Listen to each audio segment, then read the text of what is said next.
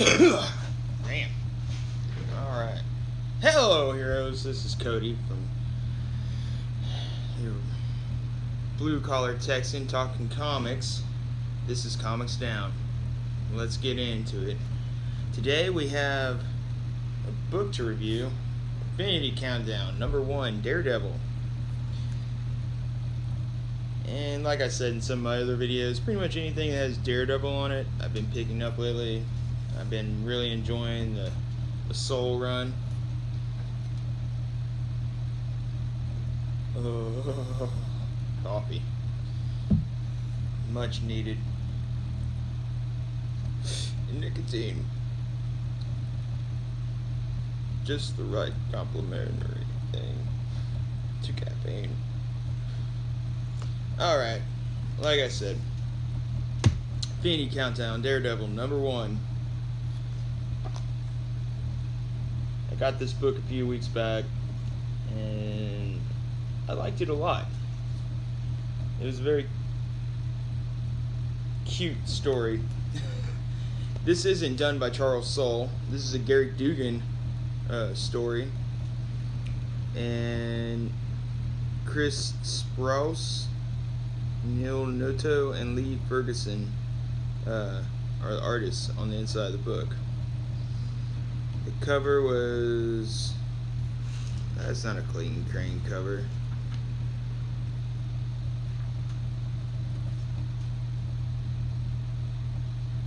Silva. This is the variant cover, so it's a Silva cover. Israel Silva. Interesting. Chief Creative Officer is Joe Quesada. Editor-in-Chief, C.B. Sabilski. C.B. Sikuksky. God. Man, all the crap's going on. You know, between them eating their own, and then their bullshit attacks on the Comicsgate community constantly. I don't even know how they even write any books, right? This is an interesting little page. It shows the little chart with the Infinity Stones, and it shows Turk Barnett has the Mind Stone, and that's what this story is about. Ultron has got the soul, Captain Marvel's got reality, Super Skrull's got time, Black Widow's got space, and Drax has got the Power Stone. Go figure. The book opens up, basically it just it's like a a sped up origin story of Daredevil. It shows him as Matt Murdock as a boy saving an older man and getting blinded by the chemicals.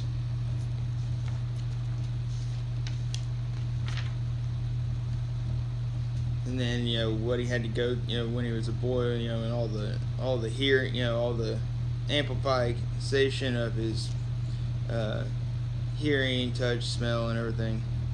But the hearing was the worst, because it has this page where he's like just writhing in pain at the hospital because he's hearing everything.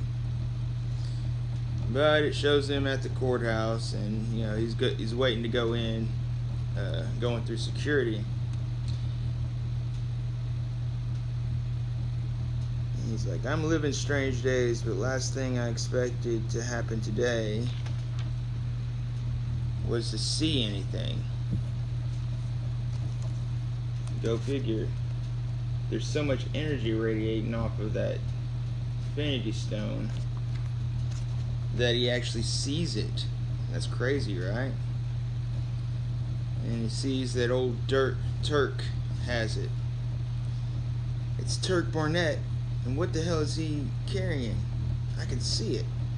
I can see that stone, and it has Turk got Kingpin's old cane?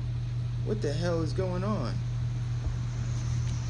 And then it shows that Turk is listening to everybody's minds that's around him, and he hears Daredevil, but he mistakes him as a homeless man that he once stabbed in an alley and left for dead when he was dressed up as Santa Claus. Yeesh. What a dirtbag, right? So Daredevil goes outside the courtroom, you know, and he knows old Turk's up to something no good, and Turk's there to actually change the verdict to a case. He's going to use the Mind Stone to affect the judge. And Daredevil's standing outside the window. He's like, no way he can pay off this judge. He's a good, judge, respectable judge, a fair man. And it shows old Turk just sitting there thinking at him, and he's like, not guilty. And the judge throws the case out of court for this one dirtbag guy. He gives Turk a big thing of money. So, of course, Daredevil hits the streets. He goes to the old bar that Turk used to hang out at. What is it, Josie? Yeah, Josie's bar. And he starts... I didn't really like this part. Well, I kind of liked it. He kind of shakes this guy down and grabs his fedora hat off of him and sets it on fire. Like, what a dick. But the guy ends up telling old Turk, where Turk is, and that he has the Mind Stone and that he can read people's minds and stuff. And the bartender's like, you shouldn't have said nothing, Grotto. So Turk knows old Daredevil's coming for him now. And it shows Dirk going back to his apartment. He's going up the elevator, and he's like, he can, and he started hearing Daredevil in the elevator shaft above him. He's like, can you hear my thoughts, Turk? Oh yeah. How are you doing that? Come on down and find out. I was always, and then he pulls out his gun and starts shooting at him. It's like, damn, I was always a lousy shot. And he's like, where'd you get the magic cane? And I won't ask again. And it shows old Daredevil, taking it apart pretty methodically, hitting him just the right spots, with his kung fu action. And old Turk tells him how, the story of how he got that stone. Apparently one night he was running a Uber scam where he was going around picking up fares, and then he would tell his partner to go and rob that house because he knew they weren't in there. And when he was driving down, taking his fare to the... Sorry, apparently there's a helicopter flying over my house. But apparently when he was taking his fare to their destination, there was a kung fu scroll battle out on the streets of New York, of course. And out of nowhere, he sees a stone glowing in the middle of the street, and he jumps out. He's like, I gotta get that. That is mine. I'm taking that. And he took it, and one of the kung fu priests is like, Requiem approaches. You must get the stone to the Avengers of Earth. And he's like, I'll be sure to do that. And he shoots the monk in the head.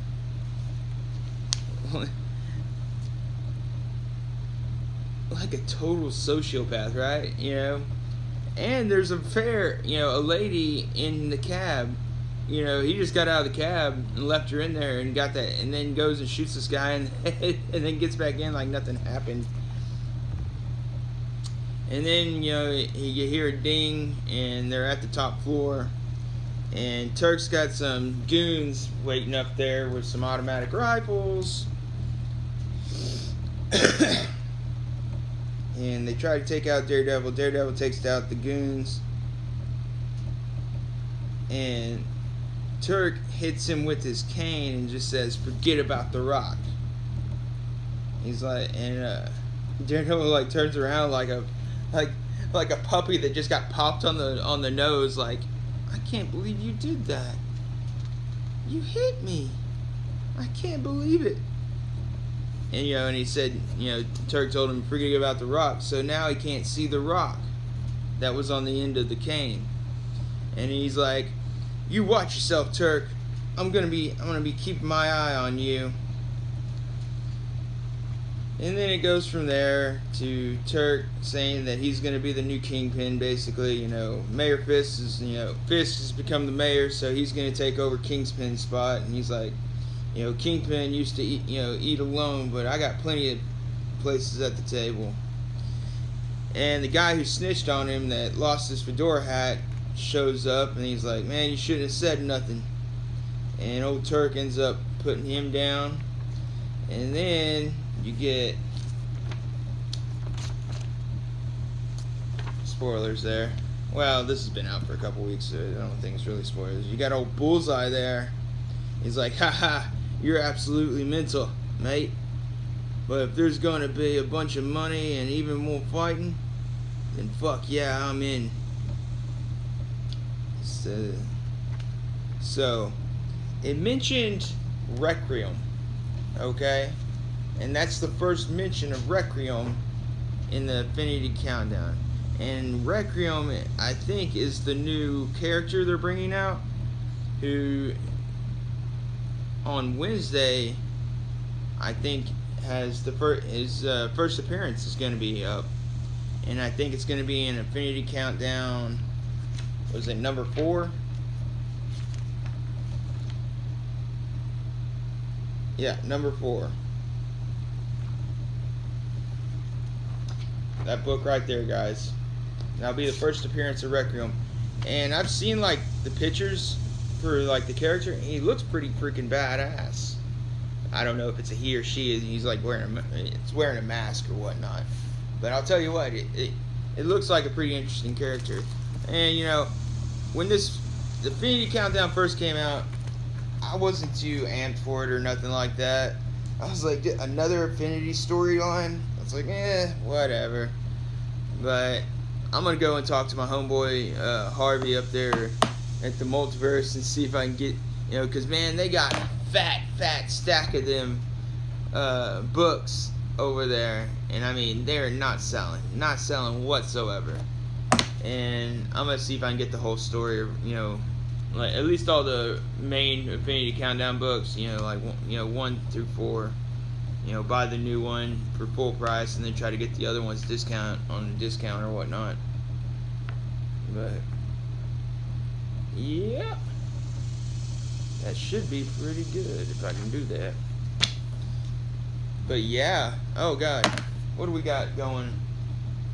I guess I could rattle off what I was planning on getting for new comic book day. Made a list here. First up, for 6/6/18, the new comic book day for this week, I'm going to be getting Batman number 48. There is a Frank Cho variant cover where it's like just pencils or whatnot. I don't know. I was thinking about getting it, but I think I'm just going to pass. The cover for 48 is pretty badass, though. It's got a Joker, and he's like knocking some shit down, knocking shit over and stuff. It looks pretty neat. And I'm proud. Of course, it's already going to be in my pool because I have Batman on my pool list. But I don't know. I might get the Cho variant. I might not. Just depends, I guess. Next up, I'm gonna be getting Batman Prelude to the Wedding, Nightwing and versus Hush, and I'm actually kind of excited to read that one. That should be pretty cool. After that, I have Deathstroke number 32, and I'm going to try to get one of those Mateen variant covers, because man, have you guys seen that thing? It is beautiful. Next up, I'm going to be getting Green Arrow number 41, which I think I'm going to get the Mike Greeley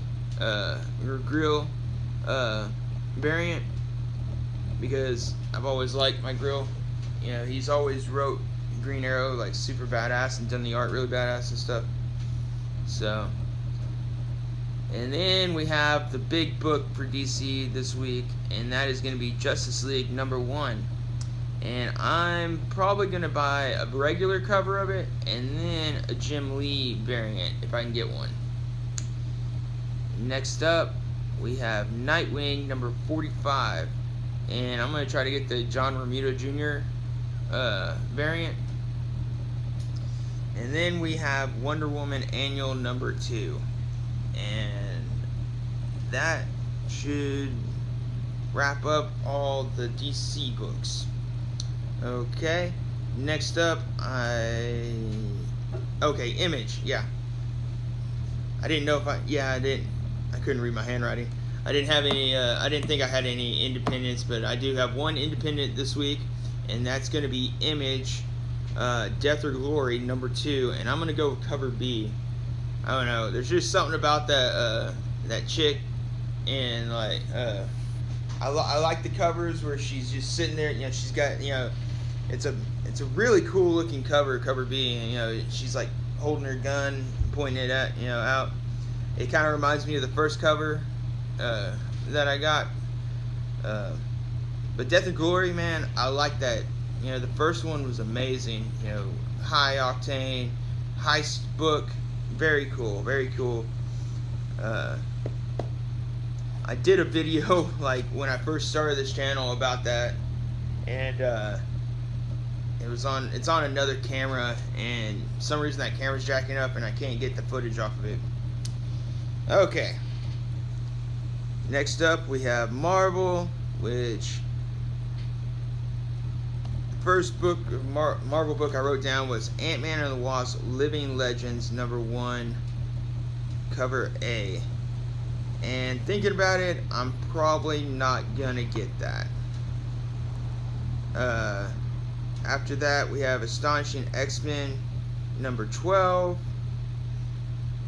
and then we have Hunt for Wolverine, Weapon Lost number 2, and then Immortal Hulk number 1, cover D, which is a Clayton Crane cover. And out of all the covers that I've seen for the Immortal Hulk number 1, that Clayton Crane cover is fucking off the chain. So I love Crane's art, so of course I'm gonna try to get that Crane cover. Doctor Strange has a number 1 dropping. The real big Marvel book that's dropping this week is gonna be Deadpool number 1. They're gonna be relaunching Deadpool, and I was thinking about getting on there and stuff, but I don't know about it. Probably not. Alright guys, there's another helicopter flying over, so I'm gonna just speed this along and get on out of it. I'm Cody, this is ComicsDown. Sub, like, comment, bell, you know the gist. Patreon someday. Other than that, have a great day. Peace.